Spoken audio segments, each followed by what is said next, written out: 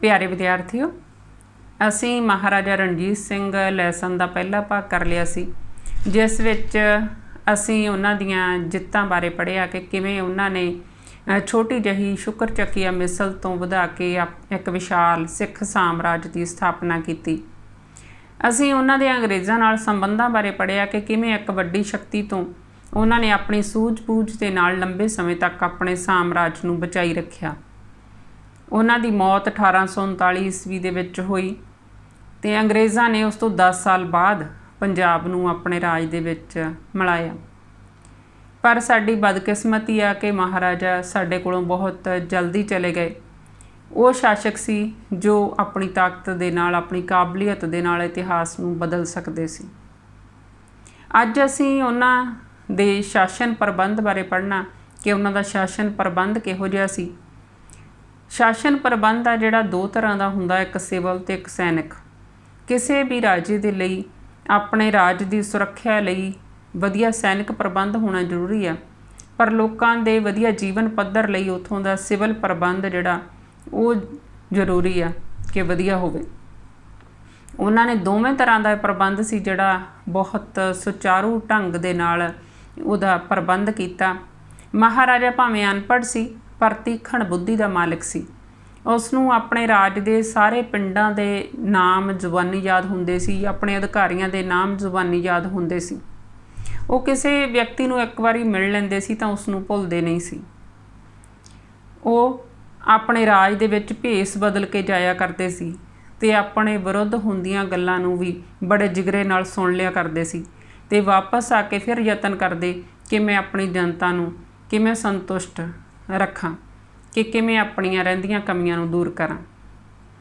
ਅੱਜ ਅਸੀਂ ਪੜ੍ਹਾਂਗੇ ਕਿ ਉਹਨਾਂ ਦਾ ਸਿਵਲ ਪ੍ਰਬੰਧ ਕਿਸ ਤਰ੍ਹਾਂ ਦਾ ਸੀ ਅਤੇ ਸੈਨਿਕ ਪ੍ਰਬੰਧ ਕਿਸ ਤਰ੍ਹਾਂ ਦਾ ਸੀ। ਮਹਾਰਾਜਾ ਰਣਜੀਤ ਸਿੰਘ ਦਾ ਪ੍ਰਸ਼ਾਸਨ, ਐਡਮਿਨਿਸਟ੍ਰੇਸ਼ਨ ਆਫ ਮਹਾਰਾਜਾ ਰਣਜੀਤ ਸਿੰਘ।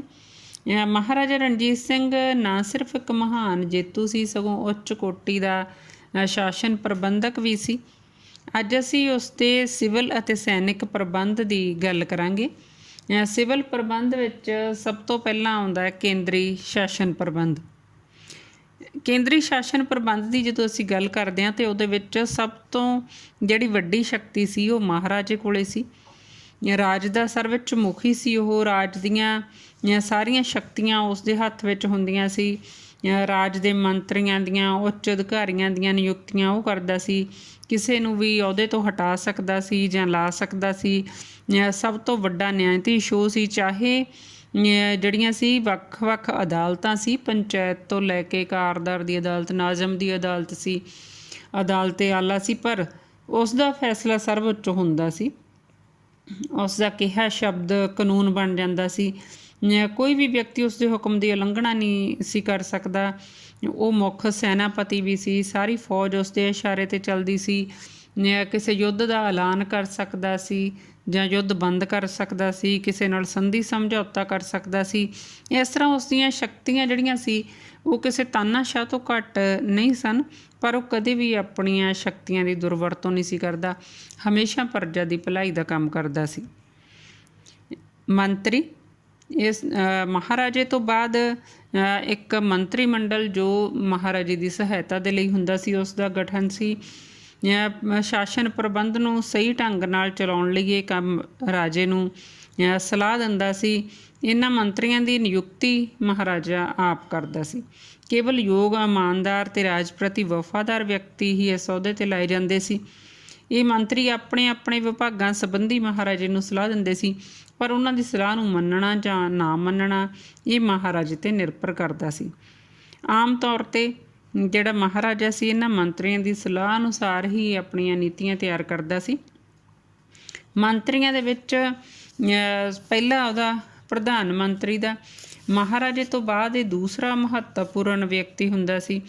ਰਾਜ ਦੇ ਸਾਰੇ ਰਾਜਨੀਤਿਕ ਮਾਮਲਿਆਂ ਦੇ ਵਿੱਚ ਮਹਾਰਾਜੇ ਨੂੰ ਸਲਾਹ ਦਿੰਦਾ ਸੀ।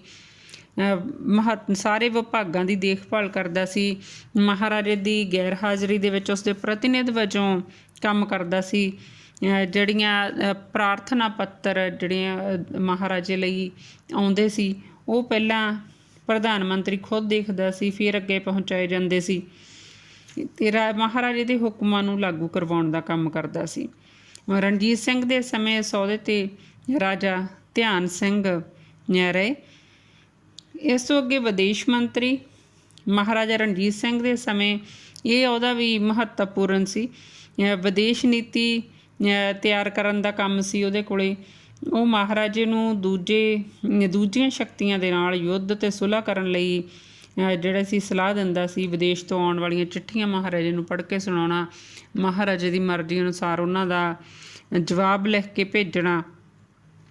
ਮਹਾਰਾਜਾ ਦੇ ਰਣਜੀਤ ਸਿੰਘ ਦੇ ਸਮੇਂ ਵਿਦੇਸ਼ ਮੰਤਰੀ ਦੇ ਅਹੁਦੇ 'ਤੇ ਫਕੀਰ ਅਜ਼ੀਜ਼ੁਦੀਨ ਰਹੇ ਨੇ। ਅਗਲਾ ਅਹੁਦਾ ਮੰਤਰੀ ਦਾ ਹੈ ਵਿੱਤ ਮੰਤਰੀ। ਵਿੱਤ ਮੰਤਰੀ ਮਹਾਰਾਜੇ ਦੇ ਮਹੱਤਵਪੂਰਨ ਮੰਤਰੀਆਂ ਦੇ ਵਿੱਚੋਂ ਇੱਕ ਸੀ। ਉਸ ਨੂੰ ਦੀਵਾਨ ਕਿਹਾ ਜਾਂਦਾ ਸੀ। ਉਹ ਰਾਜ ਦੇ ਆਮਦਨ ਖਰਚ ਦਾ ਵੇਰਵਾ ਰੱਖਦਾ ਸੀ। ਸਾਰੇ ਵਿਭਾਗਾਂ ਦੇ ਖਰਚਿਆਂ ਦੇ ਸੰਬੰਧੀ ਪੜਤਾਲ ਦਾ ਕੰਮ ਵੀ ਕਰਦਾ ਸੀ। ਦੀਵਾਨ ਭਵਾਨੀ ਦਾਸ, ਦੀਵਾਨ ਗੰਗਾਨਾਥ ਅਤੇ ਦੀਵਾਨ ਦੀਨਾਨਾਥ ਮਹਾਰਾਜੇ ਦੇ ਸਮੇਂ ਵਿੱਤ ਮੰਤਰੀ ਰਹੇ। ਮੁੱਖ ਸੈਨਾਪਤੀ ਮਹਾਰਾਜਾ ਰਣਜੀਤ ਸਿੰਘ ਆਪਣੀ ਸੈਨਾ ਦਾ ਮੁੱਖ ਸੈਨਾਪਤੀ ਭਾਵੇਂ ਆਪ ਸੀ, ਪਰ ਵੱਖ-ਵੱਖ ਮੁਹਿੰਮਾਂ ਸਮੇਂ ਵੱਖ-ਵੱਖ ਸੈਨਾਪਤੀ ਨਿਯੁਕਤ ਕੀਤੇ ਜਾਂਦੇ ਰਹੇ ਨੇ, ਜਿਹੜੇ ਯੁੱਧ ਦੇ ਵਿੱਚ ਸੈਨਾ ਦੀ ਅਗਵਾਈ ਦਾ ਕੰਮ ਕਰਦੇ ਸੀ। ਦੀਵਾਨ ਮੋਹਕਮ ਚੰਦ, ਮਿਸਰ ਦੀਵਾਨ ਚੰਦ ਅਤੇ ਸਰਦਾਰ ਹਰੀ ਸਿੰਘ ਨਲਵਾ ਰਣਜੀਤ ਸਿੰਘ ਦੇ ਪ੍ਰਸਿੱਧ ਸੈਨਾਪਤੀ ਰਹੇ ਨੇ। ਡਿਊੜੀ ਵਾਲਾ ਸ਼ਾਹੀ ਰਾਜ ਘਰਾਣੇ ਅਤੇ ਰਾਜ ਦਰਬਾਰ ਦੀ ਦੇਖਭਾਲ ਕਰਦਾ ਸੀ। ਉਸ ਦੀ ਆਗਿਆ ਤੋਂ ਬਿਨਾਂ ਕੋਈ ਸ਼ਾਹੀ ਮਹਿਲ ਦੇ ਅੰਦਰ ਨਹੀਂ ਸੀ ਜਾ ਸਕਦਾ। ਮਹਿਲਾਂ ਦੇ ਲਈ ਵੱਖ-ਵੱਖ ਮਹਿਲਾਂ ਦੇ ਲਈ ਪਹਿਰੇਦਾਰਾਂ ਦਾ ਪ੍ਰਬੰਧ ਕਰਦਾ ਸੀ। ਇਸ ਤੋਂ ਇਲਾਵਾ ਜਲਸੇ ਜਲੂਸਾਂ ਦਾ ਵੀ ਪ੍ਰਬੰਧ ਉਹ ਕਰਦਾ ਸੀ। ਜਮਾਦਾਰ ਖੁਸ਼ਹਾਲ ਸਿੰਘ ਇਸ ਅਹੁਦੇ ਦੇ ਉੱਪਰ ਤੈਨਾਤ ਸੀ। ਕੇਂਦਰੀ ਵਿਭਾਗ ਜਾਂ ਦਫ਼ਤਰ ਰਣਜੀਤ ਸਿੰਘ ਨੇ ਪ੍ਰਸ਼ਾਸਨ ਦੀ ਸਹੂਲਤ ਲਈ ਕੇਂਦਰੀ ਸ਼ਾਸਨ ਪ੍ਰਬੰਧ ਨੂੰ ਮੁੱਖ ਤੌਰ 'ਤੇ 12 ਵਿਭਾਗਾਂ ਜਾਂ ਦਫ਼ਤਰਾਂ ਦੇ ਵਿੱਚ ਵੰਡਿਆ ਹੋਇਆ ਸੀ। ਇਹਨਾਂ ਵਿੱਚੋਂ ਮੁੱਖ ਦਫ਼ਤਰ ਸਨ ਦਫ਼ਤਰੇ ਅਬਵਾਬ ਉਲ ਮਾਲ। ਇਹ ਦਫ਼ਤਰ ਰਾਜ ਦੇ ਵੱਖ-ਵੱਖ ਸੋਮਿਆਂ ਤੋਂ ਹੋਣ ਵਾਲੀ ਆਮਦਨ ਦਾ ਹਿਸਾਬ ਕਿਤਾਬ ਰੱਖਦਾ ਸੀ। ਦੂਸਰਾ ਸੀ ਦਫ਼ਤਰੇ ਮਾਲ। ਇਹ ਦਫ਼ਤਰ ਪਰਗਣਿਆਂ ਅਤੇ ਤਾਲੁਕਿਆਂ ਤੋਂ ਪ੍ਰਾਪਤ ਹੋਏ ਭੂਮੀ ਲਗਾਨ ਦਾ ਹਿਸਾਬ ਕਿਤਾਬ ਰੱਖਦਾ ਸੀ। ਤੀਸਰਾ ਸੀ ਦਫ਼ਤਰੇ ਵਜ਼ੂਹਾਤ। ਇਹ ਨਸ਼ੀਲੀਆਂ ਚੀਜ਼ਾਂ 'ਤੇ ਲੱਗਣ ਵਾਲਾ ਜਿਹੜਾ ਆਬਕਾਰੀ ਕਰ ਸੀ ਉਸ ਦਾ ਹਿਸਾਬ ਰੱਖਦਾ ਸੀ। ਦਫ਼ਤਰੇ ਤੌਜ਼ੀਹਾਤ। ਇਹ ਦਫ਼ਤਰ ਸ਼ਾਹੀ ਘਰਾਣੇ ਦਾ ਹਿਸਾਬ ਕਿਤਾਬ ਰੱਖਦਾ ਸੀ। ਦਫ਼ਤਰੇ ਮਵਾਜ਼ਿਬ। ਇਹ ਦਫ਼ਤਰ ਸੈਨਿਕ ਅਤੇ ਸਿਵਲ ਕਰਮਚਾਰੀਆਂ ਨੂੰ ਦਿੱਤੀਆਂ ਜਾਣ ਵਾਲੀਆਂ ਤਨਖਾਹਾਂ ਦਾ ਹਿਸਾਬ ਕਿਤਾਬ ਰੱਖਦਾ ਸੀ। ਦਫ਼ਤਰੇ ਰੋਜ਼ਨਾਮਚਾ ਇਖਰਾਜਾਤ। ਇਹ ਦਫ਼ਤਰ ਰਾਜ ਦੀ ਰੋਜ਼ਾਨਾ ਹੋਣ ਵਾਲੀ ਆਮਦਨ ਅਤੇ ਖਰਚ ਦਾ ਵੇਰਵਾ ਰੱਖਦਾ ਸੀ। ਇਸ ਤੋਂ ਅੱਗੇ ਅਸੀਂ ਗੱਲ ਕਰਦੇ ਹਾਂ ਪ੍ਰਾਂਤਕ ਪ੍ਰਬੰਧ ਦੀ। ਸ਼ਾਸਨ ਪ੍ਰਬੰਧ ਨੂੰ ਚੰਗੇ ਢੰਗ ਨਾਲ ਚਲਾਉਣ ਦੇ ਉਦੇਸ਼ ਨਾਲ ਮਹਾਰਾਜਾ ਰਣਜੀਤ ਸਿੰਘ ਨੇ ਆਪਣੇ ਰਾਜ ਨੂੰ ਅੱਗੇ 4 ਸੂਬਿਆਂ ਦੇ ਵਿੱਚ ਵੰਡਿਆ ਹੋਇਆ ਸੀ। ਇਹ ਸੂਬੇ ਸਨ ਸੂਬਾ ਲਾਹੌਰ, ਸੂਬਾ ਮੁਲਤਾਨ, ਸੂਬਾ ਕਸ਼ਮੀਰ ਅਤੇ ਸੂਬਾ ਪੇਸ਼ਾਵਰ। ਸੂਬੇ ਦਾ ਪ੍ਰਬੰਧ ਚਲਾਉਣ ਦੀ ਜ਼ਿੰਮੇਵਾਰੀ ਨਾਜ਼ਿਮ ਦੀ ਹੁੰਦੀ ਸੀ। ਨਾਜ਼ਿਮ ਦਾ ਮੁੱਖ ਕੰਮ ਪ੍ਰਾਂਤ ਦੇ ਵਿੱਚ ਸ਼ਾਂਤੀ ਬਣਾਏ ਰੱਖਣਾ ਹੁੰਦਾ ਸੀ। ਉਹ ਪ੍ਰਾਂਤ ਦੇ ਹੋਰਨਾਂ ਕਰਮਚਾਰੀਆਂ ਦੇ ਕੰਮਾਂ ਦੀ ਨਿਗਰਾਨੀ ਕਰਦਾ ਸੀ, ਮਹਾਰਾਜੇ ਦੇ ਹੁਕਮਾਂ ਨੂੰ ਲਾਗੂ ਕਰਵਾਉਂਦਾ ਸੀ। ਉਸ ਦੀ ਇੱਕ ਅਦਾਲਤ ਵੀ ਹੁੰਦੀ ਸੀ ਜਿਸ ਵਿੱਚ ਉਹ ਫੌਜਦਾਰੀ ਅਤੇ ਦੀਵਾਨੀ ਮੁਕੱਦਮਿਆਂ ਦੇ ਫੈਸਲੇ ਕਰਦਾ ਸੀ। ਲਗਾਨ ਇਕੱਠਾ ਕਰਨ 'ਚ ਕਰਮਚਾਰੀਆਂ ਦੀ ਸਹਾਇਤਾ ਕਰਦਾ ਸੀ। ਕਾਰਦਾਰ ਦੇ ਕੰਮ ਦੀ ਵੀ ਨਿਗਰਾਨੀ ਕਰਦਾ ਸੀ। ਇਸ ਤਰ੍ਹਾਂ ਨਾਜ਼ਿਮ ਦੇ ਪਾਸ ਬਹੁਤ ਸਾਰੇ ਅਧਿਕਾਰ ਸਨ, ਪਰ ਉਹ ਕੋਈ ਵੀ ਫੈਸਲਾ ਆਪਣੀ ਮਰਜ਼ੀ ਨਾਲ ਨਹੀਂ ਸੀ ਕਰਦਾ। ਉਸ ਨੂੰ ਪਹਿਲਾਂ ਮਹਾਰਾਜੇ ਤੋਂ ਇਸ ਦੀ ਪ੍ਰਵਾਨਗੀ ਲੈਣੀ ਪੈਂਦੀ ਸੀ। ਮਹਾਰਾਜਾ ਜਦ ਵੀ ਚਾਹੇ ਨਾਜ਼ਿਮ ਨੂੰ ਤਬਦੀਲ ਕਰ ਸਕਦਾ ਸੀ। ਮਹਾਰਾਜਾ ਰਣਜੀਤ ਸਿੰਘ ਦੇ ਸਮੇਂ ਪ੍ਰਸਿੱਧ ਨਾਜ਼ਿਮ ਸੀ ਸਰਦਾਰ ਲਹਿਣਾ ਸਿੰਘ ਮਜੀਠੀਆ, ਮਿਸਰ ਰੂਪਲਾਲ, ਦੀਵਾਨ ਸਾਵਨਮਲ, ਕਰਨੈਲ ਮੀਹਾਂ ਸਿੰਘ ਅਤੇ ਅਵਿਤਾਬਲ। ਸਥਾਨਕ ਪ੍ਰਬੰਧ ਯਾਨੀ ਲੋਕਲ ਐਡਮਿਨਿਸਟ੍ਰੇਸ਼ਨ। ਇਸ ਵਿੱਚ ਸਭ ਤੋਂ ਪਹਿਲਾਂ ਆਉਂਦਾ ਪਰਗਣਿਆਂ ਦਾ ਸ਼ਾਸਨ ਪ੍ਰਬੰਧ। ਹਰ ਸੂਬੇ ਜਾਂ ਪ੍ਰਾਂਤ ਨੂੰ ਅੱਗੇ ਕਈ ਪਰਗਣਿਆਂ ਦੇ ਵਿੱਚ ਵੰਡਿਆ ਹੁੰਦਾ ਸੀ। ਪਰਗਣੇ ਦੇ ਮੁੱਖ ਅਧਿਕਾਰੀ ਨੂੰ ਕਾਰਦਾਰ ਕਹਿੰਦੇ ਸੀ। ਕਾਰਦਾਰ ਦੇ ਅਹੁਦੇ ਨੂੰ ਨਾਜ਼ਿਮ ਨਾਲੋਂ ਵੀ ਜ਼ਿਆਦਾ ਮਹੱਤਵਪੂਰਨ ਸਮਝਿਆ ਜਾਂਦਾ ਸੀ। ਕਿਉਂਕਿ ਉਹਨਾਂ ਦਾ ਲੋਕਾਂ ਨਾਲ ਸਿੱਧਾ ਸੰਬੰਧ ਹੁੰਦਾ ਸੀ। ਉਸ ਨੂੰ ਬਹੁਤ ਸਾਰੇ ਫਰਜ਼ ਨਿਭਾਉਣੇ ਪੈਂਦੇ ਸੀ। ਉਸ ਦਾ ਕੰਮ ਪਰਗਨੇ 'ਚ ਸ਼ਾਂਤੀ ਸਥਾਪਿਤ ਕਰਨਾ, ਮਹਾਰਾਜੇ ਦੇ ਹੁਕਮਾਂ ਦਾ ਪਾਲਣ ਕਰਵਾਉਣਾ, ਲਗਾਨ ਇਕੱਠਾ ਕਰਨਾ, ਲੋਕਾਂ ਦੇ ਹਿੱਤਾਂ ਦਾ ਖਿਆਲ ਰੱਖਣਾ, ਦੀਵਾਨੀ ਅਤੇ ਫੌਜਦਾਰੀ ਮੁਕੱਦਮੇ ਸੁਣਨਾ ਸੀ। ਸੰਖੇਪ ਵਿੱਚ ਕਾਰਦਰ ਦੇ ਫਰਜ਼ ਅੱਜ ਕੱਲ੍ਹ ਦੇ ਡਿਪਟੀ ਕਮਿਸ਼ਨਰ ਵਾਂਗੂ ਹੁੰਦੇ ਸੀ। ਕਾਨੂੰਨਗੋ ਅਤੇ ਮੁਕੱਦਮ ਕਾਰਦਾਰ ਦੀ ਸਹਾਇਤਾ ਕਰਦੇ ਸਨ। ਇਸ ਵਿੱਚ ਨੰਬਰ 2 'ਤੇ ਆਉਂਦਾ ਪਿੰਡਾਂ ਦਾ ਪ੍ਰਬੰਧ।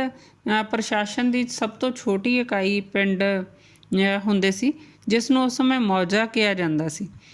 ਪਿੰਡਾਂ ਦਾ ਜਿਹੜਾ ਪ੍ਰਬੰਧ ਸੀ ਪੰਚਾਇਤਾਂ ਦੇ ਹੱਥ ਦੇ ਵਿੱਚ ਹੁੰਦਾ ਸੀ। ਪੰਚਾਇਤ ਪਿੰਡ ਦੇ ਲੋਕਾਂ ਦੀ ਦੇਖਭਾਲ ਕਰਦੀ ਸੀ, ਛੋਟੇ ਮੋਟੇ ਝਗੜਿਆਂ ਦਾ ਨਿਪਟਾਰਾ ਕਰਦੀ ਸੀ।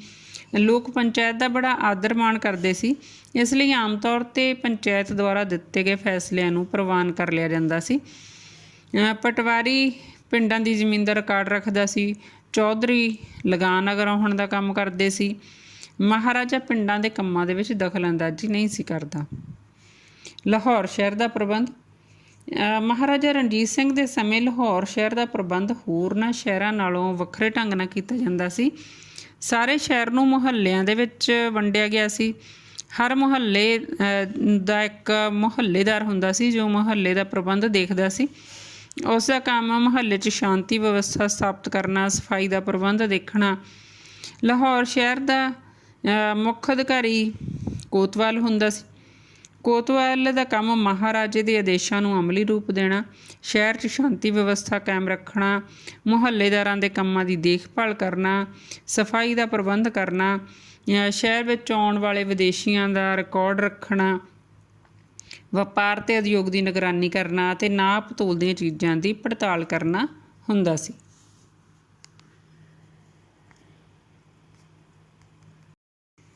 ਲਗਾਨ ਪ੍ਰਬੰਧ। ਮਹਾਰਾਜਾ ਰਣਜੀਤ ਸਿੰਘ ਦੇ ਸਮੇਂ ਰਾਜ ਦੀ ਆਮਦਨ ਦਾ ਮੁੱਖ ਸੋਮਾ ਭੂਮੀ ਲਗਾਨ ਸੀ। ਰਾਜ ਦੀ ਕੁੱਲ ਸਾਲਾਨਾ ਹੋਣ ਵਾਲੀ 3 ਕਰੋੜ ਦੀ ਆਮਦਨ ਦੇ ਵਿੱਚੋਂ ਲਗਭਗ 2 ਕਰੋੜ ਭੂਮੀ ਲਗਾਨ ਵਜੋਂ ਇਕੱਠੇ ਹੁੰਦੇ ਸੀ। ਰਣਜੀਤ ਸਿੰਘ ਦੇ ਸਮੇਂ ਲਗਾਨ ਇਕੱਠਾ ਕਰਨ ਦੀਆਂ ਕਈ ਪ੍ਰਣਾਲੀਆਂ ਪ੍ਰਚਲਿਤ ਸੀ। ਸਭ ਤੋਂ ਪਹਿਲਾਂ ਬਟਾਈ ਪ੍ਰਣਾਲੀ। ਇਸ ਪ੍ਰਣਾਲੀ ਅਧੀਨ ਫਸਲ ਕੱਟਣ ਤੋਂ ਬਾਅਦ ਸਰਕਾਰ ਆਪਣਾ ਲਗਾਨ ਨਿਰਧਾਰਿਤ ਕਰਦੀ ਸੀ। ਫਸਲ ਕੱਟਣ ਦੇ ਸਮੇਂ ਬਹੁਤ ਸਾਰੇ ਕਰਮਚਾਰੀ ਨਿਯੁਕਤ ਕਰਨੇ ਪੈਂਦੇ ਸੀ ਤਾਂ ਕਿ ਕਿਸਾਨ ਆਪਣੀ ਉਪਜ ਨੂੰ ਛੁਪਾ ਨਾ ਸਕੇ, ਇਸ ਲਈ ਇਹ ਪ੍ਰਣਾਲੀ ਖਰਚੀਲੀ ਸੀ। ਦੂਜਾ, ਸਰਕਾਰ ਨੂੰ ਆਪਣੀ ਆਮਦਨ ਸੰਬੰਧੀ ਕੋਈ ਵਿਸ਼ੇਸ਼ ਜਾਣਕਾਰੀ ਪ੍ਰਾਪਤ ਨਹੀਂ ਸੀ ਹੁੰਦੀ। ਦੂਸਰਾ, ਕਨਕੂਤ ਪ੍ਰਣਾਲੀ। ਇਸ ਵਿੱਚ ਖੜੀ ਫਸਲ ਨੂੰ ਦੇਖ ਕੇ ਲਗਾਨ ਨਿਸ਼ਚਿਤ ਕੀਤਾ ਜਾਂਦਾ ਸੀ। ਤੀਸਰਾ, ਬੋਲੀ ਦੇਣ ਦੀ ਪ੍ਰਣਾਲੀ। ਇਸ ਵਿੱਚ ਵੱਧ ਬੋਲੀ ਦੇਣ ਵਾਲੇ ਨੂੰ 3 ਤੋਂ 6 ਸਾਲ ਤੱਕ ਨਿਸ਼ਚਿਤ ਭੂਮੀ 'ਤੇ ਲਗਾਨ ਇਕੱਠਾ ਕਰਨ ਦਾ ਅਧਿਕਾਰ ਮਿਲ ਜਾਂਦਾ ਸੀ। ਬਿੱਗਾ ਪ੍ਰਣਾਲੀ। ਇਸ ਪ੍ਰਣਾਲੀ ਅਧੀਨ 1 ਬਿੱਗੇ ਦੀ ਉਪਜ ਦੇ ਆਧਾਰ 'ਤੇ ਲਗਾਨ ਨਿਸ਼ਚਿਤ ਕਰ ਲਿਆ ਜਾਂਦਾ ਸੀ। ਹਲ ਪ੍ਰਣਾਲੀ। ਇਸ ਪ੍ਰਣਾਲੀ ਅਧੀਨ ਬਲਦਾਂ ਦੀ ਇੱਕ ਜੋੜੀ ਦੁਆਰਾ ਜਿੰਨੀ ਭੂਮੀ 'ਤੇ ਹਲ ਚਲਾਇਆ ਜਾ ਸਕਦਾ ਸੀ, ਉਸ ਨੂੰ ਇੱਕ ਇਕਾਈ ਮੰਨ ਕੇ ਲਗਾਨ ਨਿਸ਼ਚਿਤ ਹੁੰਦਾ ਸੀ। ਖੂਹ ਪ੍ਰਣਾਲੀ। ਇਸ ਪ੍ਰਥਾ ਅਨੁਸਾਰ ਖੂਹ ਜਿੰਨੀ ਜ਼ਮੀਨ ਨੂੰ ਪਾਣੀ ਦੇ ਸਕਦਾ ਸੀ, ਉਸ ਜ਼ਮੀਨ ਦੀ ਉਪਜ ਨੂੰ ਇੱਕ ਇਕਾਈ ਮੰਨ ਕੇ ਭੂਮੀ ਦਾ ਲਗਾਨ ਨਿਸ਼ਚਿਤ ਹੁੰਦਾ ਸੀ। ਲਗਾਨ ਸਾਲ ਵਿੱਚ 2 ਵਾਰੀ ਇਕੱਠਾ ਕੀਤਾ ਜਾਂਦਾ ਸੀ। ਅਨਾਜ ਜਾਂ ਨਕਦੀ ਦੇ ਰੂਪ ਦੇ ਵਿੱਚ ਲਿਆ ਜਾਂਦਾ ਸੀ।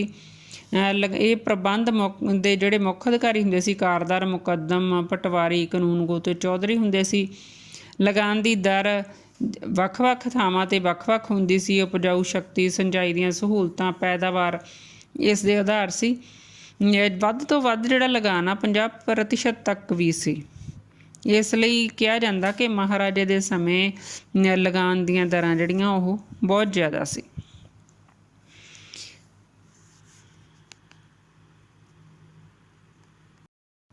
ਪਰ ਇਸ ਦੇ ਨਾਲ ਹੀ ਮਹਾਰਾਜਾ ਰਣਜੀਤ ਸਿੰਘ ਖੇਤੀਬਾੜੀ ਨੂੰ ਉਤਸ਼ਾਹਿਤ ਕਰਨ ਲਈ ਕਿਸਾਨਾਂ ਨੂੰ ਕਈ ਤਰ੍ਹਾਂ ਦੀਆਂ ਸਹੂਲਤਾਂ ਵੀ ਦਿੰਦਾ ਸੀ। ਉਹਨਾਂ ਦੀਆਂ ਸ਼ਿਕਾਇਤਾਂ ਸੁਣਨ ਲਈ ਹਰ ਸਮੇਂ ਤਿਆਰ ਰਹਿੰਦਾ ਸੀ। ਭੂਮੀ ਲਗਾਨ ਤੋਂ ਇਲਾਵਾ ਰਾਜ ਦੀ ਆਮਦਨ ਚੁੰਗੀ ਕਰ, ਆਬਕਾਰੀ ਕਰ, ਨਜ਼ਰਾਨਾ, ਜੁਰਮਾਨਾ, ਸ਼ੁਕਰਾਨਾ, ਜਗੀਰਾਂ ਦੀ ਜ਼ਬਤੀ, ਕਿੱਤਾ ਕਰ ਅਤੇ ਅਦਾਲਤੀ ਫੀਸ ਆਦਿ ਸਨ। ਨਿਆਂ ਪ੍ਰਬੰਧ। Judicial administration. ਮਹਾਰਾਜਾ ਰਣਜੀਤ ਸਿੰਘ ਦਾ ਨਿਆਂ ਪ੍ਰਬੰਧ ਸਧਾਰਨ ਸੀ। ਕਾਨੂੰਨ ਲਿਖਤੀ ਨਹੀਂ ਸੀ। ਨਿਆਂ ਉਸ ਸਮੇਂ ਦੇ ਰੀਤੀ ਰਿਵਾਜਾਂ ਅਤੇ ਧਾਰਮਿਕ ਗ੍ਰੰਥਾਂ ਦੇ ਅਨੁਸਾਰ ਹੁੰਦਾ ਸੀ। ਨਿਆਂ ਸੰਬੰਧੀ ਜਿਹੜਾ ਅੰਤਿਮ ਫੈਸਲਾ ਉਹ ਮਹਾਰਾਜੇ ਦਾ ਹੁੰਦਾ ਸੀ। ਲੋਕਾਂ ਨੂੰ ਨਿਆਂ ਦੇਣ ਲਈ ਰਣਜੀਤ ਸਿੰਘ ਨੇ ਰਾਜ ਭਰ ਵਿੱਚ ਕਈ ਅਦਾਲਤਾਂ ਕਾਇਮ ਕੀਤੀਆਂ ਸੀ, ਪਰ ਸਭ ਤੋਂ ਵੱਡੀ ਅਦਾਲਤ ਉਹ ਆਪ ਸੀ। ਉਸ ਦਾ ਕਿਹਾ ਹੋਇਆ ਜਿਹੜਾ ਇੱਕ ਸ਼ਬਦ ਹੀ ਕਾਨੂੰਨ ਬਣ ਜਾਂਦਾ ਸੀ। ਮਹਾਰਾਜੇ ਤੋਂ ਬਾਅਦ ਰਾਜ ਦੀ ਸਭ ਤੋਂ ਵੱਡੀ ਅਦਾਲਤ ਅਦਾਲਤੇ ਆਲਾ ਸੀ। ਇਸ ਤੋਂ ਬਾਅਦ ਨਾਜ਼ਿਮ ਅਤੇ ਕਾਰਦਾਰ ਦੀਆਂ ਅਦਾਲਤਾਂ ਹੁੰਦੀਆਂ ਸੀ। ਪ੍ਰਾਂਤਾਂ ਦੇ ਵਿੱਚ ਨਾਜ਼ਿਮ ਅਤੇ ਪਰਗਨਿਆਂ ਦੇ ਵਿੱਚ ਕਾਰਦਾਰ ਦੀਆਂ ਅਦਾਲਤਾਂ ਦੀਵਾਨੀ ਅਤੇ ਫੌਜਦਾਰੀ ਮੁਕੱਦਮੇ ਸੁਣਦੀਆਂ ਸੀ। ਇਸ ਤੋਂ ਇਲਾਵਾ ਰਣਜੀਤ ਸਿੰਘ ਨੇ ਨਿਆਂ ਕਰਨ ਲਈ ਖਾਸ ਅਫਸਰ ਵੀ ਨਿਯੁਕਤ ਕੀਤੇ ਸੀ, ਜਿਨ੍ਹਾਂ ਨੂੰ ਅਦਾਲਤੀ ਕਿਹਾ ਜਾਂਦਾ ਸੀ। ਬਹੁਤ ਸਾਰੇ ਸ਼ਹਿਰਾਂ ਅਤੇ ਕਸਬਿਆਂ ਦੇ ਵਿੱਚ ਕਾਜ਼ੀ ਦੀਆਂ ਅਦਾਲਤਾਂ ਵੀ ਹੁੰਦੀਆਂ ਸੀ। ਇੱਥੇ ਨਿਆਂ ਲਈ ਮੁਸਲਮਾਨ ਅਤੇ ਗੈਰ ਮੁਸਲਮਾਨ ਦੋਵੇਂ ਤਰ੍ਹਾਂ ਦੇ ਲੋਕ ਜਾ ਸਕਦੇ ਸੀ। ਪਿੰਡਾਂ ਵਿੱਚ ਪੰਚਾਇਤਾਂ ਝਗੜਿਆਂ ਦਾ ਫੈਸਲਾ ਕਰਦੀਆਂ ਸੀ। ਸਥਾਨਕ ਰੀਤੀ ਰਿਵਾਜਾਂ ਦੇ ਅਨੁਸਾਰ ਉਹਨਾਂ ਦੇ ਫੈਸਲੇ ਹੁੰਦੇ ਸੀ। ਰਣਜੀਤ ਸਿੰਘ ਦੇ ਸਮੇਂ ਸਜ਼ਾਵਾਂ ਸਖਤ ਨਹੀਂ ਸੀ। ਮੌਤ ਦੀ ਸਜ਼ਾ ਤਾਂ ਕਿਸੇ ਨੂੰ ਵੀ ਨਹੀਂ ਸੀ ਦਿੱਤੀ ਜਾਂਦੀ। ਜ਼ਿਆਦਾਤਰ ਅਪਰਾਧੀਆਂ ਤੋਂ ਜੁਰਮਾਨਾ ਵਸੂਲ ਕਰ ਲਿਆ ਜਾਂਦਾ ਸੀ, ਪਰ ਵਾਰ-ਵਾਰ ਅਪਰਾਧ ਕਰਨ ਵਾਲਿਆਂ ਦੇ ਕਈ ਵਾਰੀ ਸਰੀਰ ਦੇ ਅੰਗ ਕੱਟ ਦਿੱਤੇ ਜਾਂਦੇ ਸੀ। ਰਣਜੀਤ ਸਿੰਘ ਦਾ ਨਿਆਂ ਪ੍ਰਬੰਧ ਉਸ ਸਮੇਂ ਦੇ ਅਨੁਕੂਲ ਸੀ। ਇਹ ਸੀ ਮਹਾਰਾਜੇ ਦਾ ਸਿਵਲ ਪ੍ਰਬੰਧ। ਹੁਣ ਉਸ ਤੋਂ ਬਾਅਦ ਅਸੀਂ ਗੱਲ ਕਰਨੀ ਆ ਸੈਨਿਕ ਪ੍ਰਬੰਧ ਦੀ। ਮਹਾਰਾਜਾ ਰਣਜੀਤ ਸਿੰਘ ਤੋਂ ਪਹਿਲਾਂ ਸਿੱਖਾਂ ਦੀ ਸੈਨਿਕ ਪ੍ਰਣਾਲੀ ਬੜੀ ਦੋਸ਼ਪੂਰਨ ਸੀ। ਸੈਨਿਕਾਂ ਦੇ ਵਿੱਚ ਅਨੁਸ਼ਾਸਨ ਦੀ ਘਾਟ ਸੀ। ਉਹ ਕਿਸੇ ਤਰ੍ਹਾਂ ਦੀ ਵਿਸ਼ੇਸ਼ ਸਿਖਲਾਈ ਨੂੰ ਜਾਂ ਅਨੁਸ਼ਾਸਨ ਨੂੰ ਚੰਗਾ ਨਹੀਂ ਸੀ ਸਮਝਦੇ। ਘੋੜਸਵਾਰ ਸੈਨਾ ਵੀ ਸੰਗਠਿਤ ਨਹੀਂ ਸੀ। ਘੋੜਿਆਂ ਨੂੰ ਦਾਗਣ ਦਾ ਰਿਵਾਜ ਨਹੀਂ ਸੀ। ਸੈਨਿਕਾਂ ਨੂੰ ਨਕਦ ਤਨਖਾਹਾਂ ਨਹੀਂ ਸੀ ਦਿੱਤੀਆਂ ਜਾਂਦੀਆਂ। ਤੋਪਖਾਨੇ ਨੂੰ ਵੀ ਸੈਨਾ ਦਾ ਜ਼ਰੂਰੀ ਅੰਗ ਨਹੀਂ ਸੀ ਸਮਝਿਆ ਜਾਂਦਾ। ਆਧੁਨਿਕ ਹਥਿਆਰਾਂ ਦੀ ਘਾਟ ਸੀ। ਜਿਸ ਸਮੇਂ ਰਣਜੀਤ ਸਿੰਘ ਗੱਦੀ 'ਤੇ ਬੈਠਿਆ ਤਾਂ ਛੋਟੀ ਜਿਹੀ ਮਿਸਲ ਸ਼ੁਕਰ ਚੱਕੀਏ ਦਾ ਮਾਲਕ ਸੀ, ਪਰ ਉਹ ਇਸ ਛੋਟੇ ਜਿਹੇ ਰਾਜ ਤੋਂ ਸੰਤੁਸ਼ਟ ਨਹੀਂ ਸੀ। ਉਸਨੇ ਇੱਕ ਸ਼ਕਤੀਸ਼ਾਲੀ ਸਿੱਖ ਰਾਜ ਦੀ ਸਥਾਪਨਾ ਕਰਨ ਦਾ ਸੁਪਨਾ ਦੇਖਿਆ ਸੀ। ਇਸ ਸੁਪਨੇ ਨੂੰ ਸਾਕਾਰ ਕਰਨ ਲਈ ਅਨੁਸ਼ਾਸਿਤ ਫੌਜ ਦਾ ਹੋਣਾ ਜ਼ਰੂਰੀ ਸੀ। ਇਸ ਉਦੇਸ਼ ਲਈ ਉਸਨੇ ਫੌਜ ਦਾ ਆਧੁਨਿਕੀਕਰਨ ਕਰਨ ਦਾ ਫੈਸਲਾ ਕੀਤਾ। ਇਸ ਫੌਜ ਵਿੱਚ ਭਾਰਤੀ ਅਤੇ ਯੂਰਪੀਅਨ ਦੋਹਾਂ ਪ੍ਰਣਾਲੀਆਂ ਦਾ ਬੜੇ ਸੁਚੱਜੇ ਢੰਗ ਨਾਲ ਸੁਮੇਲ ਕੀਤਾ। ਇਸ ਕੰਮ ਲਈ ਉਸਨੇ ਫੌਜ ਦੀ ਵੰਡ ਕੀਤੀ। ਦੋ ਹਿੱਸਿਆਂ ਦੇ ਵਿੱਚ ਵੰਡਿਆ। ਫੌਜੇ ਆਇਨ ਨਿਯਮਤ ਸੈਨਾ ਸੀ, ਅਨੁਸ਼ਾਸਿਤ ਸੈਨਾ ਸੀ। ਦੂਸਰੇ 'ਚ ਫੌਜੇ ਬੇਕਵਾਇਦ, ਜਿਸ ਨੂੰ ਅਨਿਯਮਤ ਸੈਨਾ ਕਿਹਾ ਜਾਂਦਾ। ਸਭ ਤੋਂ ਪਹਿਲਾਂ ਅਸੀਂ ਫੌਜੇ ਆਇਨ ਦੀ ਗੱਲ ਕਰਦੇ ਹਾਂ। ਇਹਨੂੰ 3 ਹਿੱਸਿਆਂ ਦੇ ਵਿੱਚ ਵੰਡਿਆ ਸੀ, ਜਿਹਦੇ ਵਿੱਚ ਪਹਿਲੀ ਪੈਦਲ ਸੈਨਾ, ਦੂਸਰੀ ਘੋੜਸਵਾਰ ਸੈਨਾ ਅਤੇ ਤੀਸਰਾ ਤੋਪਖਾਨਾ। ਪੈਦਲ ਸੈਨਾ ਦੀ ਭਰਤੀ 1805 ਈਸਵੀ ਤੋਂ ਬਾਅਦ ਸ਼ੁਰੂ ਹੋਈ ਅਤੇ ਮਹਾਰਾਜੇ ਦੇ ਅੰਤ ਤੱਕ ਜਾਰੀ ਰਹੀ। ਸਿੱਖ ਇਸ ਵਿੱਚ ਸ਼ਾਮਿਲ ਹੋਣਾ ਵਧੀਆ ਨਹੀਂ ਸੀ ਸਮਝਦੇ। ਇਸ ਕਾਰਨ ਇਸ ਸੈਨਾ ਨੂੰ ਨਫ਼ਰਤ ਕਰਦੇ ਸੀ। ਸ਼ੁਰੂ 'ਚ ਮਹਾਰਾਜੇ ਨੇ ਇਸ ਲਈ ਪਠਾਣਾਂ ਅਤੇ ਗੋਰਖਿਆਂ ਨੂੰ ਭਰਤੀ ਕੀਤਾ, ਪਰ ਬਾਅਦ ਦੇ ਵਿੱਚ ਸਿੱਖ ਭਰਤੀ ਹੋਣਾ ਸ਼ੁਰੂ ਹੋ ਗਏ।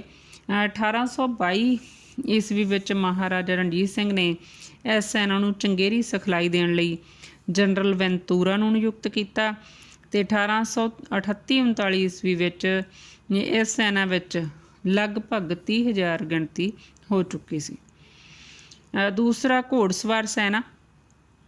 ਅਨੁਸ਼ਾਸਿਤ ਸੈਨਾ ਦਾ ਭਾਗ ਹੋਣ ਕਾਰਨ ਸ਼ੁਰੂ 'ਚ ਸਿੱਖ ਇਸ ਸੈਨਾ ਵਿੱਚ ਵੀ ਭਰਤੀ ਨਾ ਹੋਏ ਅਤੇ ਪਠਾਨ, ਰਾਜਪੂਤ, ਡੋਗਰਿਆਂ ਨੂੰ ਭਰਤੀ ਕੀਤਾ ਗਿਆ ਇਸ ਵਿੱਚ, ਪਰ ਬਾਅਦ ਦੇ ਵਿੱਚ ਸਿੱਖ ਭਰਤੀ ਹੋਣੇ ਸ਼ੁਰੂ ਹੋ ਗਏ। 1822 ਈਸਵੀ ਵਿੱਚ ਘੋੜਸਵਾਰ ਸੈਨਿਕਾਂ ਨੂੰ ਸਿਖਲਾਈ ਦੇਣ ਲਈ ਜਨਰਲ ਅਲਾਰਡ ਨੂੰ ਨਿਯੁਕਤ ਕੀਤਾ ਗਿਆ। ਉਸ ਦੀ ਅਗਵਾਈ ਹੇਠ ਛੇਤੀ ਹੀ ਜਿਹੜੀ ਘੋੜਸਵਾਰ ਸੈਨਾ ਕਾਫੀ ਸ਼ਕਤੀਸ਼ਾਲੀ ਬਣ ਗਈ। 1838-39 ਈਸਵੀ ਵਿੱਚ ਘੋੜਸਵਾਰ ਸੈਨਿਕਾਂ ਦੀ ਗਿਣਤੀ 4000 ਤੋਂ ਉੱਪਰ ਸੀ। ਤੋਪਖਾਨਾ ਮਹਾਰਾਜੇ ਦੀ ਸੈਨਾ ਦਾ ਵਿਸ਼ੇਸ਼ ਅੰਗ ਸੀ। ਸ਼ੁਰੂ ਵਿੱਚ ਇਹ ਪੈਦਲ ਸੈਨਾ ਦਾ ਹੀ ਇੱਕ ਅੰਗ ਸੀ। 1810 ਈਸਵੀ ਵਿੱਚ ਤੋਪਖਾਨੇ ਦਾ ਵੱਖਰਾ ਵਿਭਾਗ ਖੋਲ੍ਹਿਆ ਗਿਆ ਸੀ। ਯੂਰਪੀ ਢੰਗ ਦੀ ਸਿਖਲਾਈ ਦੇਣ ਲਈ ਮਹਾਰਾਜਾ ਰਣਜੀਤ ਸਿੰਘ ਨੇ ਜਨਰਲ ਕੋਟ ਅਤੇ ਗਾਰਡਨਰ ਨੂੰ ਇਸ ਵਿਭਾਗ 'ਚ ਭਰਤੀ ਕੀਤਾ। ਮਹਾਰਾਜਾ ਰਣਜੀਤ ਸਿੰਘ ਦੇ ਸਮੇਂ ਵਿੱਚ ਹੀ ਇਸ ਵਿਭਾਗ ਨੇ ਮਹੱਤਵਪੂਰਨ ਉੱਨਤੀ ਕਰ ਲਈ ਸੀ। ਇਸ ਵਿਭਾਗ ਨੂੰ 4 ਭਾਗਾਂ ਤੋਪਖਾਨਾ ਅਸਪੀ, ਤੋਪਖਾਨਾ ਫੀਲੀ, ਤੋਪਖਾਨਾ ਗਾਵੀ ਅਤੇ ਤੋਪਖਾਨਾ ਛੁਤਰੀ ਵਿੱਚ ਵੰਡ ਦਿੱਤਾ ਗਿਆ ਸੀ। ਫੌਜੇ ਖਾਸ। ਫੌਜੇ ਖਾਸ ਮਹਾਰਾਜਾ ਰਣਜੀਤ ਸਿੰਘ ਦੀ ਫੌਜ ਦਾ ਸਭ ਤੋਂ ਮਹੱਤਵਪੂਰਨ ਅਤੇ ਸ਼ਕਤੀਸ਼ਾਲੀ ਅੰਗ ਸੀ। ਇਸ ਫੌਜ ਨੂੰ ਜਨਰਲ ਵੈਂਤੂਰਾ ਦੀ ਅਗਵਾਈ ਅਧੀਨ ਤਿਆਰ ਕੀਤਾ ਗਿਆ ਸੀ। ਇਸ ਫੌਜ ਵਿੱਚ ਪੈਦਲ ਫੌਜ ਦੀਆਂ 4 ਬਟਾਲੀਅਨਾਂ, ਘੋੜਸਵਾਰ ਫੌਜ ਦੀਆਂ 2 ਰੈਜੀਮੈਂਟਾਂ ਅਤੇ 24 ਤੋਪਾਂ ਦਾ ਤੋਪਖਾਨਾ ਸ਼ਾਮਲ ਸੀ। ਇਸ ਫੌਜ ਨੂੰ ਯੂਰਪੀ ਢੰਗ ਨਾਲ ਸਿਖਲਾਈ ਦੇ ਕੇ ਤਿਆਰ ਕੀਤਾ ਗਿਆ। ਬੜੇ ਚੋਣਵੇਂ ਸੈਨਿਕ ਇਸ ਵਿੱਚ ਭਰਤੀ ਕੀਤੇ ਗਏ। ਸ਼ਸਤਰ ਅਤੇ ਘੋੜੇ ਵੀ ਵਧੀਆ ਕਿਸਮ ਦੇ ਸੀ, ਇਸੇ ਲਈ ਇਸ ਫੌਜ ਨੂੰ ਫੌਜੇ ਖਾਸ ਕਿਹਾ ਜਾਂਦਾ ਸੀ। ਫੌਜੇ ਬੇਕਵਾਇਦ। ਫੌਜੇ ਬੇਕਵਾਇਦ ਉਹ ਫੌਜ ਸੀ ਜੋ ਨਿਸ਼ਚਿਤ ਨਿਯਮਾਂ ਦੀ ਪਾਲਣਾ ਨਹੀਂ ਸੀ ਕਰਦੀ। ਇਹ ਫੌਜ 4 ਭਾਗਾਂ 'ਚ ਵੰਡੀ ਹੋਈ ਸੀ। ਇਹਦੇ ਵਿੱਚ ਆਉਂਦੇ ਸੀ ਘੋੜਚੜੇ, ਫੌਜੇ ਕਿਲਾਜਾਤ, ਅਕਾਲੀ ਅਤੇ ਜਗੀਰਦਾਰੀ ਫੌਜ। ਘੋੜਚੜੇ ਬੇਕਵਾਇਦ ਸੈਨਾ ਦਾ ਮਹੱਤਵਪੂਰਨ ਭਾਗ ਸੀ। ਇਹ 2 ਭਾਗਾਂ 'ਚ ਵੰਡੇ ਸੀ। ਘੋੜਚੜਾ ਖਾਸ, ਇਸ ਵਿੱਚ ਰਾਜ ਦਰਬਾਰੀਆਂ ਦੇ ਰਿਸ਼ਤੇਦਾਰ ਅਤੇ ਉੱਚ ਖਾਨਦਾਨਾਂ ਨਾਲ ਸੰਬੰਧਿਤ ਵਿਅਕਤੀ ਸ਼ਾਮਲ ਹੁੰਦੇ ਸੀ। ਦੂਸਰੇ ਸੀ ਮਿਸਲਦਾਰ। ਇਸ ਵਿੱਚ ਉਹ ਸੈਨਿਕ ਸ਼ਾਮਲ ਹੁੰਦੇ ਸੀ ਜਿਹੜੇ ਮਿਸਲਾਂ ਦੇ ਸਮੇਂ ਤੋਂ ਸੈਨਿਕ ਚੱਲੇ ਆ ਰਹੇ ਸੀ। ਘੋੜਚੜੇ ਦੇ ਮੁਕਾਬਲੇ ਵਿੱਚ ਮਿਸਲਦਾਰਾਂ ਦਾ ਅਹੁਦਾ ਘੱਟ ਮਹੱਤਵਪੂਰਨ ਹੁੰਦਾ ਸੀ। ਇਹਨਾਂ ਦਾ ਲੜਨ ਦਾ ਤਰੀਕਾ ਵੀ ਪੁਰਾਣਾ ਸੀ। 1838-39 ਈਸਵੀ ਵਿੱਚ ਇਹਨਾਂ ਦੀ ਗਿਣਤੀ 10,000 ਤੋਂ ਉੱਪਰ ਸੀ। ਫੌਜੇ ਕਿਲਾਜਾਤ। ਇਹ ਕਿਲਿਆਂ ਦੀ ਰੱਖਿਆ ਲਈ ਇੱਕ ਫੌਜ ਸੀ। ਹਰੇਕ ਕਿਲੇ ਦੇ ਹਿਸਾਬ ਦੇ ਨਾਲ ਸੈਨਿਕਾਂ ਦੀ ਗਿਣਤੀ ਵੱਖੋ ਵੱਖਰੀ ਹੁੰਦੀ ਸੀ। ਕਿਲੇ ਦੀ ਕਮਾਂਡ ਜਿਸ ਅਫਸਰ ਦੇ ਹੱਥ ਵਿੱਚ ਹੁੰਦੀ ਸੀ ਉਸ ਨੂੰ ਕਿਲੇਦਾਰ ਕਿਹਾ ਜਾਂਦਾ ਸੀ। ਅਕਾਲੀ। ਅਕਾਲੀ ਆਪਣੀ ਬਹਾਦਰੀ ਕਾਰਨ ਪ੍ਰਸਿੱਧ ਸੀ ਅਤੇ ਉਹਨਾਂ ਨੂੰ ਹਮੇਸ਼ਾ ਭਿਆਨਕ ਮੁਹਿੰਮਾਂ 'ਚ ਭੇਜਿਆ ਜਾਂਦਾ ਸੀ। ਉਹ ਆਪਣੇ ਆਪ ਨੂੰ ਗੁਰੂ ਗੋਬਿੰਦ ਸਿੰਘ ਜੀ ਦੀ ਫੌਜ ਸਮਝਦੇ ਸੀ। ਉਹ ਹਮੇਸ਼ਾ ਹਥਿਆਰਬੰਦ ਹੋ ਕੇ ਘੁੰਮਦੇ ਰਹਿੰਦੇ ਸੀ। ਉਹ ਕਿਸੇ ਤਰ੍ਹਾਂ ਦੀ ਸੈਨਿਕ ਸਿਖਲਾਈ ਜਾਂ ਪਰੇਡ ਦੇ ਵਿਰੁੱਧ ਸਨ। ਉਹ ਧਰਮ ਦੇ ਨਾਂ 'ਤੇ ਲੜਦੇ ਸੀ। ਉਹਨਾਂ ਨੂੰ ਕਾਬੂ ਵਿੱਚ ਰੱਖਣਾ ਰਣਜੀਤ ਸਿੰਘ ਲਈ ਔਖਾ ਸੀ। ਉਹਨਾਂ ਦੀ ਗਿਣਤੀ 3000 ਦੇ ਕਰੀਬ ਸੀ। ਜਾਗੀਰਦਾਰੀ ਫੌਜ। ਰਾਜ ਵੱਲੋਂ ਜਿਨ੍ਹਾਂ ਨੂੰ ਵੱਡੀਆਂ ਵੱਡੀਆਂ ਜਾਗੀਰਾਂ ਦਿੱਤੀਆਂ ਗਈਆਂ ਸੀ, ਉਹਨਾਂ ਜਾਗੀਰਦਾਰਾਂ 'ਤੇ ਸ਼ਰਤ ਲਗਾਈ ਗਈ ਸੀ ਕਿ ਮਹਾਰਾਜੇ ਨੂੰ ਲੋੜ ਪੈਣ 'ਤੇ ਸੈਨਿਕ ਸਹਾਇਤਾ ਦੇਣ। ਇਸ ਲਈ ਜਾਗੀਰਦਾਰ ਰਾਜ ਦੀ ਸਹਾਇਤਾ ਲਈ ਪੈਦਲ ਅਤੇ ਘੋੜਸਵਾਰ ਸੈਨਿਕ ਰੱਖਦੇ ਸਨ। ਸਮੇਂ ਸਮੇਂ ਸਿਰ ਇਹਨਾਂ ਸੈਨਿਕਾਂ ਦਾ ਰਾਜ ਵੱਲੋਂ ਨਿਰੀਖਣ ਵੀ ਕੀਤਾ ਜਾਂਦਾ ਸੀ।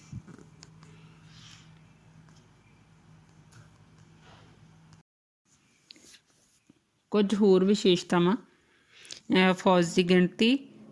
ਫੌਜ ਦੀ ਗਿਣਤੀ ਦੀ ਜੇਕਰ ਗੱਲ ਕਰੀਏ ਤਾਂ ਵੱਖ-ਵੱਖ ਇਤਿਹਾਸਕਾਰਾਂ ਦੇ ਵੱਖ-ਵੱਖ ਵਿਚਾਰ ਨੇ, ਪਰ ਜ਼ਿਆਦਾਤਰ ਇਤਿਹਾਸਕਾਰ ਇਸ ਮੱਤ ਨਾਲ ਸਹਿਮਤ ਨੇ ਕਿ ਰਣਜੀਤ ਸਿੰਘ ਦੀ ਫੌਜ ਦੀ ਗਿਣਤੀ 75,000 ਤੋਂ 1 ਲੱਖ ਦੇ ਵਿਚਕਾਰ ਸੀ। ਰਚਨਾ ਕਿ ਫੌਜ ਦੇ ਵਿੱਚ ਕਿਹੜੇ-ਕਿਹੜੇ ਵਰਗਾਂ ਨਾਲ ਸੰਬੰਧਿਤ ਲੋਕ ਸੀ। ਬਿਨਾਂ ਕਿਸੇ ਭੇਦਭਾਵ ਦੇ ਸਿੱਖ, ਰਾਜਪੂਤ, ਬ੍ਰਾਹਮਣ, ਖੱਤਰੀ, ਗੋਰਖੇ, ਵਿਦੇਸ਼ੀ ਇਸ ਫੌਜ ਦੇ ਵਿੱਚ ਸ਼ਾਮਲ ਸੀ। ਭਰਤੀ ਕਿਸ ਤਰ੍ਹਾਂ ਹੁੰਦੀ ਸੀ ਕਿ ਭਰਤੀ ਬਿਲਕੁਲ ਲੋਕਾਂ ਦੀ ਮਰਜ਼ੀ ਅਨੁਸਾਰ ਹੁੰਦੀ ਸੀ। ਕਿਸੇ ਨੂੰ ਧੱਕੇ ਨਾਲ ਫੌਜ ਦੇ ਵਿੱਚ ਭਰਤੀ ਨਹੀਂ ਸੀ ਕੀਤਾ ਜਾਂਦਾ। ਤੰਦਰੁਸਤ ਵਿਅਕਤੀ ਫੌਜ ਦੇ ਵਿੱਚ ਭਰਤੀ ਹੋ ਸਕਦਾ ਸੀ। ਅਫਸਰਾਂ ਦੀ ਭਰਤੀ ਦਾ ਕੰਮ ਸੀ ਜਿਹੜਾ ਮਹਾਰਾਜਾ ਆਪਣੇ ਹੱਥਾਂ ਦੇ ਵਿੱਚ ਰੱਖਦਾ ਸੀ। ਭਰੋਸੇਯੋਗ ਅਧਿਕਾਰੀਆਂ ਦੇ ਪੁੱਤਰਾਂ ਨੂੰ ਅਫਸਰ ਨਿਯੁਕਤ ਕੀਤਾ ਜਾਂਦਾ ਸੀ। ਤਨਖਾਹਾਂ ਨਕਦੀ ਰੂਪ ਵਿੱਚ ਦੇਣ ਦਾ ਜਿਹੜਾ ਕੰਮ ਆ ਰਣਜੀਤ ਸਿੰਘ ਨੇ ਸ਼ੁਰੂ ਕੀਤਾ, ਉਸ ਤੋਂ ਪਹਿਲਾਂ ਸੈਨਿਕਾਂ ਨੂੰ ਜਗੀਰਾਂ ਦੇ ਰੂਪ 'ਚ ਜਾਂ ਜਿਣਸ ਦੇ ਰੂਪ ਵਿੱਚ ਤਨਖਾਹ ਦਿੱਤੀ ਜਾਂਦੀ ਸੀ। ਪਦੋਨਤੀਆਂ। ਰਣਜੀਤ ਸਿੰਘ ਪਦੋਨਤੀਆਂ ਕਾਬਲੀਅਤ ਦੇ ਆਧਾਰ 'ਤੇ ਕਰਦਾ ਸੀ। ਕਿਸੇ ਵੀ ਸੈਨਿਕ ਦੇ ਨਾਲ ਜਾਤ ਜਾਂ ਧਰਮ ਦੇ ਆਧਾਰ 'ਤੇ ਕੋਈ ਵਿਤਕਰਾ ਨਹੀਂ ਸੀ ਕੀਤਾ ਜਾਂਦਾ। ਇਨਾਮ ਅਤੇ ਖਿਤਾਬ। ਮਹਾਰਾਜਾ ਹਰ ਸਾਲ ਲਾਹੌਰ ਦਰਬਾਰ ਦੀ ਸ਼ਾਨਦਾਰ ਸੇਵਾ ਕਰਨ ਵਾਲੇ ਸੈਨਿਕਾਂ ਨੂੰ ਅਤੇ ਲੜਾਈ ਦੇ ਮੈਦਾਨ 'ਚ ਬਹਾਦਰੀ ਦਿਖਾਉਣ ਵਾਲਿਆਂ ਨੂੰ ਲੱਖਾਂ ਰੁਪਏ ਇਨਾਮ ਅਤੇ ਉੱਚੇ ਖਿਤਾਬ ਦਿੰਦਾ ਸੀ। ਸਜ਼ਾਵਾਂ। ਰਣਜੀਤ ਸਿੰਘ ਦੇ ਸਮੇਂ ਰਾਜ ਵਿਰੁੱਧ ਗਦਾਰੀ ਕਰਨ ਵਾਲਿਆਂ ਨੂੰ, ਰਾਜ ਵਿਰੁੱਧ ਵਿਦਰੋਹ ਕਰਨ ਵਾਲਿਆਂ ਨੂੰ, ਆਗਿਆ ਦਾ ਉਲੰਘਣ ਕਰਨ ਵਾਲਿਆਂ ਨੂੰ ਅਨੁਸ਼ਾਸਨ ਭੰਗ ਕਰਨ ਵਾਲੇ ਸੈਨਿਕਾਂ ਨੂੰ ਸਜ਼ਾਵਾਂ ਦਿੱਤੀਆਂ ਜਾਂਦੀਆਂ ਸੀ, ਪਰ ਮੌਤ ਦੀ ਸਜ਼ਾ ਕਿਸੇ ਸੈਨਿਕ ਨੂੰ ਨਹੀਂ ਸੀ ਦਿੱਤੀ ਜਾਂਦੀ। ਅਨੁਸ਼ਾਸਨ ਮਹਾਰਾਜਾ ਰਣਜੀਤ ਸਿੰਘ ਨੇ ਆਪਣੀ ਫੌਜ ਦੇ ਵਿੱਚ ਬੜਾ ਸਖਤ ਅਨੁਸ਼ਾਸਨ ਕਾਇਮ ਕੀਤਾ ਹੋਇਆ ਸੀ। ਫੌਜ ਦੇ ਨਿਯਮਾਂ ਦੀ ਉਲੰਘਣਾ ਕਰਨ ਵਾਲੇ ਸੈਨਿਕਾਂ ਨੂੰ ਸਖਤ ਸਜ਼ਾਵਾਂ ਦਿੱਤੀਆਂ ਜਾਂਦੀਆਂ ਸਨ।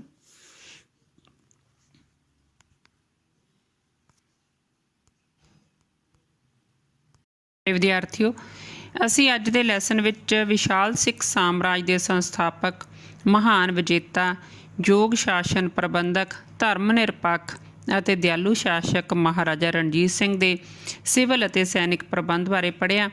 ਆਓ ਹੁਣ ਕੁਝ ਮਹੱਤਵਪੂਰਨ ਪ੍ਰਸ਼ਨਾਂ ਵੱਲ ਝਾਤ ਮਾਰੀਏ। ਪਹਿਲਾ ਪ੍ਰਸ਼ਨ, ਮਹਾਰਾਜਾ ਰਣਜੀਤ ਸਿੰਘ ਦੇ ਸਮੇਂ ਰਾਜ ਦਾ ਮੁਖੀਆ ਕੌਣ ਸੀ? ਇਹ ਬੇਟਾ ਮਹਾਰਾਜਾ ਰਣਜੀਤ ਸਿੰਘ ਖੁਦ ਸਰਵਉੱਚ ਮੁਖੀ ਸੀ ਆਪਣੇ ਰਾਜ ਦੇ।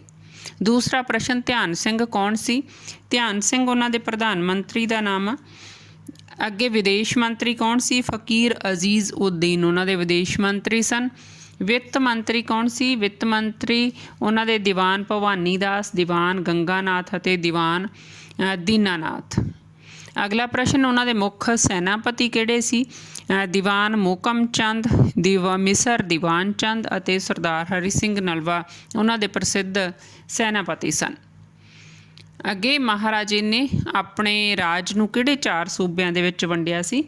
ਇਹ 4 ਸੂਬੇ ਸਨ ਬੇਟਾ, ਸੂਬਾ-ਏ ਲਾਹੌਰ, ਸੂਬਾ-ਏ ਮੁਲਤਾਨ, ਸੂਬਾ-ਏ ਕਸ਼ਮੀਰ ਅਤੇ ਸੂਬਾ-ਏ ਪੇਸ਼ਾਵਰ। ਅਗਲਾ ਪ੍ਰਸ਼ਨ ਆ ਕਿ ਕਾਰਦਾਰ ਕਿਸ ਨੂੰ ਕਹਿੰਦੇ ਸੀ? ਕਾਰਦਾਰ ਪਰਗਨੇ ਦਾ ਮੁੱਖ ਅਧਿਕਾਰੀ ਹੁੰਦਾ ਸੀ। ਕਨਕੂਤ ਪ੍ਰਣਾਲੀ ਕੀ ਸੀ? ਕਨਕੂਤ ਪ੍ਰਣਾਲੀ ਇੱਕ ਲਗਾਨ ਦੀ ਪ੍ਰਣਾਲੀ ਸੀ, ਜਿਸ ਵਿੱਚ ਖੜੀ ਫਸਲ ਨੂੰ ਦੇਖ ਕੇ ਜਿਹੜਾ ਲਗਾਨ ਆ ਘਰ ਆ ਉਹ ਨਿਰਧਾਰਿਤ ਕੀਤਾ ਜਾਂਦਾ ਸੀ। ਨਿਆਂ ਸੰਬੰਧੀ ਅੰਤਮ ਫੈਸਲਾ ਕਿਸ ਦਾ ਹੁੰਦਾ ਸੀ? ਕਿ ਨਿਆਂ ਸੰਬੰਧੀ ਅੰਤਮ ਫੈਸਲਾ ਭਾਵੇਂ ਜਿਹੜੀ ਸਾਰਿਆਂ ਤੋਂ ਉੱਚੀ ਅਦਾਲਤ ਸੀ ਉਹ ਅਦਾਲਤ ਆਲਾ ਸੀ, ਪਰ ਅੰਤਿਮ ਫੈਸਲਾ ਜਿਹੜਾ ਮਹਾਰਾਜੇ ਦਾ ਹੁੰਦਾ ਸੀ ਆਪਣਾ।